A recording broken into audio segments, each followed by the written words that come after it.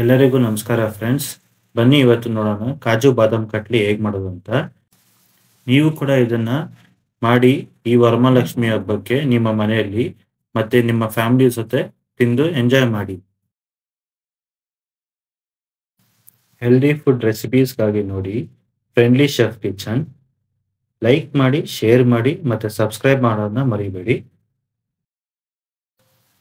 ಮೊದಲಿಗೆ ಒಂದು ಮಿಕ್ಸಿ ಜಾರ್ಗೆ ಗೋಡಂಬಿ 1 ಕಪ್ಪು, ಬಾದಾಮಿ 1 ಕಪ್ಪು ಮತ್ತೆ ಏಲಕ್ಕಿ 3 ಹಾಕೊಂಡು ಚೆನ್ನಾಗಿ ರುಬ್ಕೊಳ್ಳೋಣ.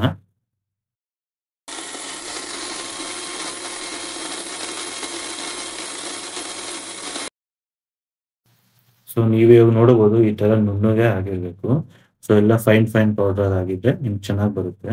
ಸೊ ಇವಾಗ ಏನ್ ಮಾಡೋಣ, ಒಂದು ಜಾಲರಿಯಲ್ಲಿ ಎಲ್ಲ ಸೋಸ್ಕೊಳ್ಳೋಣ. ಸೊ ಇದರಿಂದ ಏನಾಗುತ್ತೆ, ಎಲ್ಲ ಚಿಕ್ಕದು ಪಾರ್ಟಿಕಲ್ ಮಾತ್ರ ಇರುತ್ತೆ ರುಬ್ಕೊಂಡೆ. ಅದು ದೊಡ್ಡದು ಏನಾದ್ರು ಇತ್ತು ಅಂದ್ರೆ ಅದೆಲ್ಲ ಇರಲ್ಲ.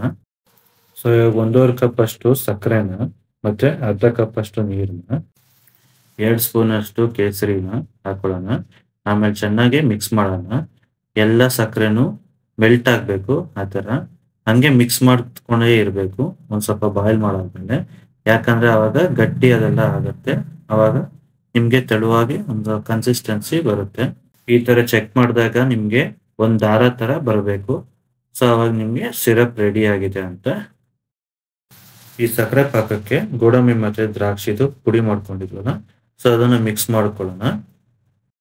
ಸೊ ಈ ತರ ಮಿಕ್ಸ್ ಮಾಡ್ಕೊಂಡಾಗ ನಿಮ್ಗೆ ಈ ತರ ಪೇಸ್ಟ್ ಸಿಗುತ್ತೆ. ಸೊ ಈ ತರ ಚೆನ್ನಾಗಿ ಗಟ್ಟಿ ಆದಾಗ ಏನ್ ಮಾಡ್ಕೊಳ್ಳೋಣ, 1 ಸ್ಪೂನ್ ಅಷ್ಟು ತುಪ್ಪನ ಹಾಕೊಳ್ಳೋಣ ಮತ್ತೆ ಮಿಕ್ಸ್ ಮಾಡ್ಕೊಳ್ಳೋಣ. ಸೊ ಮಿಕ್ಸ್ ಮಾಡ್ಕೊಂಡಾಗ ಈ ತರ ತುಪ್ಪ ಹಾಕೊಂಡಾಗ ಏನಾಗುತ್ತೆ, ನಿಮ್ಗೆ ಫುಲ್ಲು ಶೈನ್ ಬರುತ್ತೆ ಮತ್ತೆ ತವಾಗ ನಿಮ್ಗೆ ಅಂಟ್ಕೊಳ್ಳಲ್ಲ ಮತ್ತೆ ಒಳ್ಳೆ ಟೇಸ್ಟ್ ಬರುತ್ತೆ.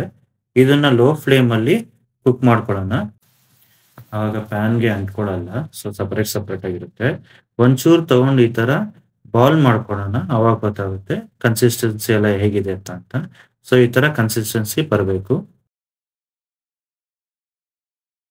ಈ ಪೇಸ್ಟ್ ನ ಒಂದು ಬೇಕಿಂಗ್ ಪೇಪರ್ ಮೇಲೆ ಹಾಕೊಳ್ಳೋಣ.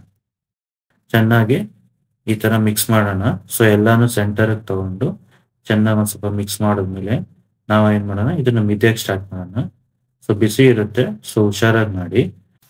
ಈ ತರ ಚೆನ್ನಾಗಿ ಮಿದಿತಾ ಇದ್ರೆ ಏನಾಗುತ್ತೆ, ಫುಲ್ ಸಾಫ್ಟ್ ಆಗುತ್ತೆ. ಸೊ ನಿಮ್ಗೆ ಹಂಗೆ ಟೆಕ್ಸ್ಚರ್ ಕೂಡ ಚೆನ್ನಾಗಿ ಬರುತ್ತೆ.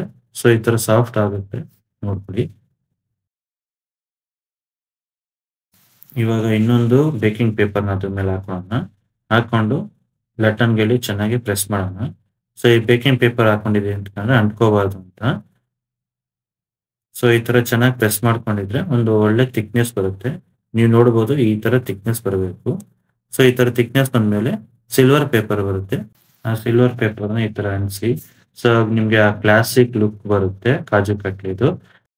ಸೊ ಇವಾಗ ಏನ್ ಮಾಡೋಣ, ಡೈಮಂಡ್ ಶೇಪ್ ಅಲ್ಲಿ ಕಟ್ ಮಾಡ್ಕೊಳ್ಳೋಣ. ಸೊ ಯಾಕಂದ್ರೆ ಈ ತರ ಕಟ್ ಮಾಡ್ಕೊಂಡಾಗ ನಿಮ್ಗೆ ಆ ಕ್ಲಾಸಿಕ್ ಕಾಜು ಕಟ್ಲಿದು ಏನು ಬರುತ್ತೆ ಶೇಪ್, ಆ ಶೇಪ್ ಬರುತ್ತೆ. ಬೇಕರಿಯಲ್ಲೆಲ್ಲ ಸಿಗುತ್ತಲ್ಲ ಆ ತರನೇ.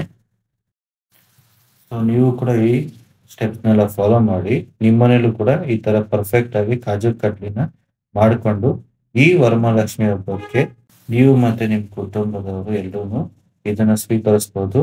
ಎಲ್ಲ ತಿಂದು ಆರಾಮಾಗಿ ಎಂಜಾಯ್ ಮಾಡಿ. ಈ ವಿಡಿಯೋ ನಿಮ್ಗೆ ಇಷ್ಟ ಆಗಿದ್ರೆ ಧನ್ಯವಾದ.